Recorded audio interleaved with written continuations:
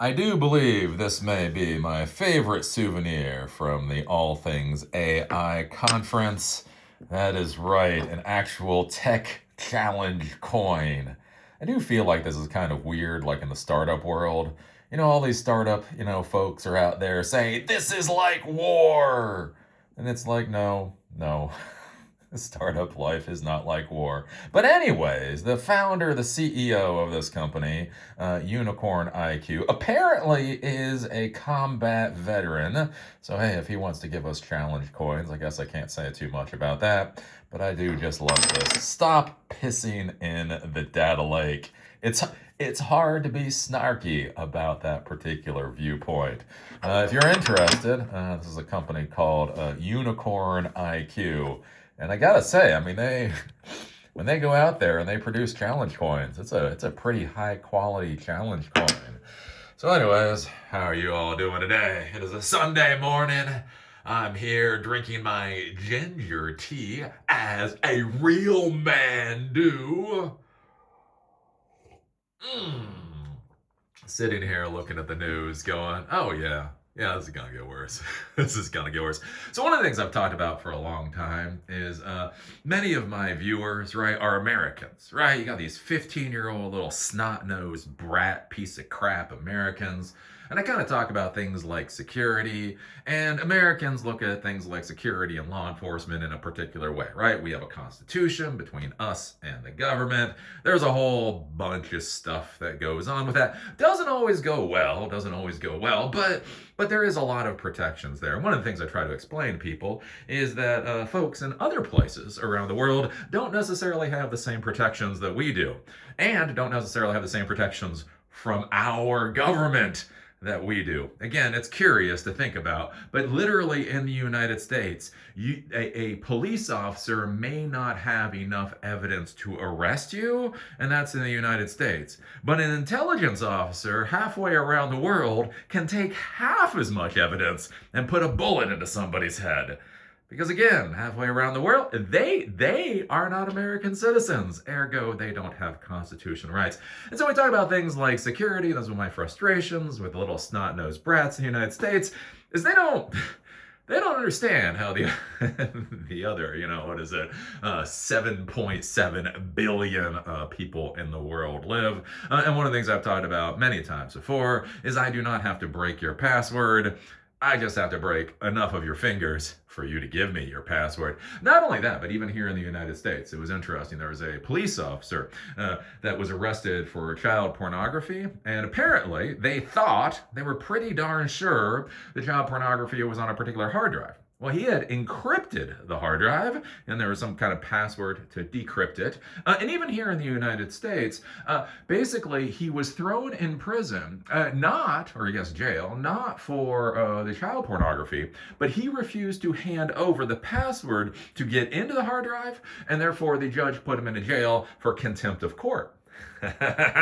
So yeah, how well did that encryption scheme work for that particular person? He still ended up in jail. Not actually sure how that wound up at the end of the day, but I do believe last time I saw it was like somewhere between 6 months to a year in jail for not handing over the password and the hard drive that is encrypted. There you go back to that whole thing about how secure is your system, really? And so this is kind of an interesting thing coming out of Hong Kong.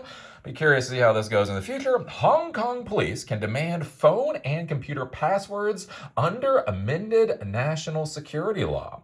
Hong Kong police can now demand that people suspected of breaching the city's national security law provide mobile phone or computer passwords in a further crackdown on dissent.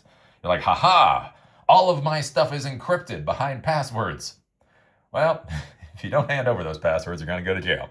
The amendments to the law also empower customs officers to seize items that are deemed to have, quote, seditious intention, regardless of whether any person has been arrested for an offense endangering national security because of the items. Refusing to comply could lead to 1 year's jail time and a fine of up to about $12,000, while providing false or misleading information could bring up to 3 years imprisonment and a fine of up to I don't know what that'd be about 50,000 US dollars. The amendments empower police to require a person under investigation suspected of endangering national security to provide any password or decryption method for electronic devices and to give the police any reasonable and necessary information or assistance, right? And so I think this is kind of an interesting thing. Now, this is how it came across my news feed, is it empowers customs officers to ask for this information too. So this actually came from a U.S. Security notice. So it's like a consulate. That's in the U.S. consulate that's in Hong Kong, basically brought this up as a news bulletin to basically say anybody coming into Hong Kong now could possibly be required to hand over their electronic devices and hand over their passwords and anything like that, which could become a bit of, as they say, a sticky wicket. So I'm going to be curious to see how this goes in the future. We've seen more and more of this out of nations fundamentally not respecting the privacy and the security of devices. Again, telephones, computers, that type of thing. Again, here in the United States, lordy, right? The Constitution ends at the border for some reason. Apparently, until you actually get into the United States, well, there's also not a Constitution there. So border control here in the U.S., they can seize your computer devices and your phones and all that kind of stuff, and they can try to crack it. Again, here in the U.S., we got weird things. Like, we got the weird things, again, with the Constitution. Like, there's this weird thing, like, so you have the right not to self-incriminate. So if a police officer in the United States demands your password, you can legally say no. Again, they then get you sent into jail for contempt, but that's its own thing. The curious thing is, though, again, this has actually gone through the courts. Biometric identification is not considered a constitutional right. So if you have Face ID, they can just flip the phone around, do a Face ID on you, and get into the phone. So it's like if you put a password on the phone, you're kind of okay, but if you do Face ID, you're completely fucked. Anyways, we're starting to see this more and more out of different countries. And one of the issues that we're going to be running into is as more of these countries get more jingoistic, as more of these countries get more propagandic, as more of these countries, again, and I'm looking at you, America. I'm looking in the mirror. As more of these countries start considering the other as an enemy, it does become an interesting question of what is going to happen with simple, like, basic travel. Again, coming to places like here in the United States, right? Again, under the Israel lobby, right? They have, they purchased an extended warranty on our government, let me tell you that. Anyways, right under the Israel lobby in the United States, right? If a foreigner comes in the United States and they've said nasty things about Israel on their social media accounts, we can refuse them access to the United States, even after they've paid for airfare, even after they've paid for hotel room, even after they've done all the normal stuff, and even when the complaints about Israel should be just pretty normal, right? This should be protected by the concept of freedom of speech. But again, freedom of speech ends at the Israeli border, which apparently never ends. Just gonna put that one out there. And so again, we've been having more and more of that kind of stuff, right? We've had more and more of people who complain about Trump, right? What should be a protected right in the United States? Something that we should hold dear. And it's getting people kicked out or not allowed to be in the United States because when border control looks at the information, they don't like it. What do you think about it with China, right? China has a lot of people out there that dislike what they're doing too, right? There are some people, I know it's going to be a shock, that don't like Xi, right? They don't like Xi. They don't appreciate what's happened to the Uyghurs. Oh my God, I'm going to get so many comments for that. How dare you talk about the Uyghur white man? I brought up the Uyghurs. Anyways, right? There are a lot of things going on in China that a lot of people don't appreciate. And again, they go to social media, they say whatever they say.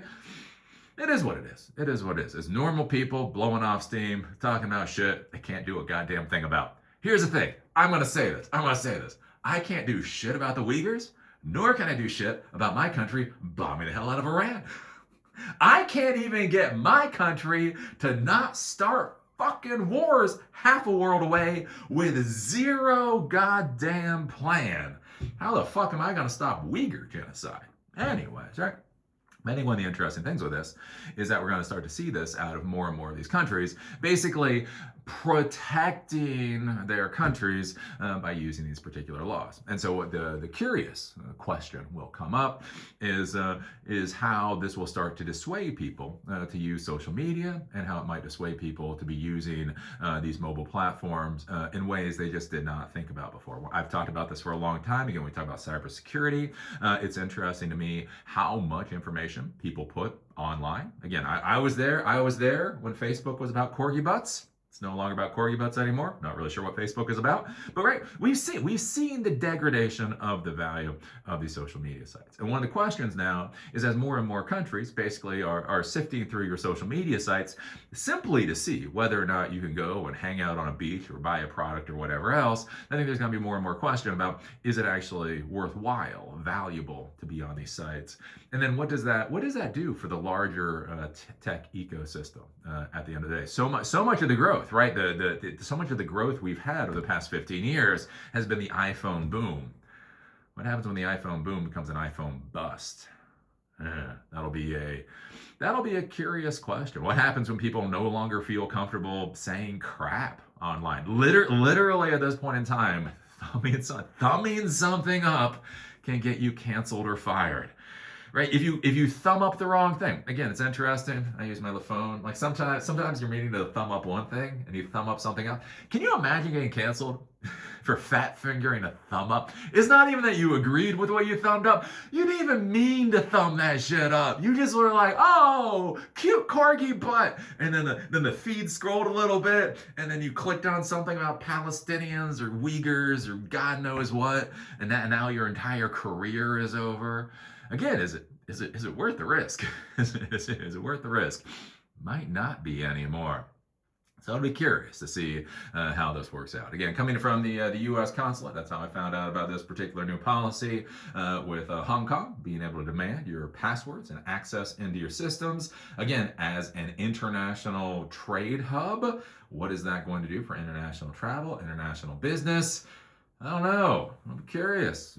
To see where this goes going forward. So what do you think about this? What do you think about Hong Kong implementing we don't need to break your passwords, we just need to break your fingers policy of cyber security? What do you think about all this? And again, 15, 20 years down the pike, with Twitter and social media and mobile phones, is this what you thought you were going to be getting, when you picked up these particular products years ago? Is it becoming too fundamentally dangerous to use things like Facebook anymore? Is Facebook literally outside of your risk tolerance? I don't know. Something ponder. I do not use Facebook. Don't use Facebook. Don't use Twitter. I just come to YouTube to very publicly scream about Israel buying all of our politicians. But anyways, put your thoughts down below. Do remember, I do these videos in order to support Silicon Dojo, free hands-on technology education that empowers you to do whatever the hell it is you want to do in Durham and Asheville, North Carolina. We do have a class coming up on the OpenAI API here in Asheville on Tuesday. If you're interested, go to silicondojo.com. If you want to support what I'm doing, there's a donor box link down below. And with that, see y'all later.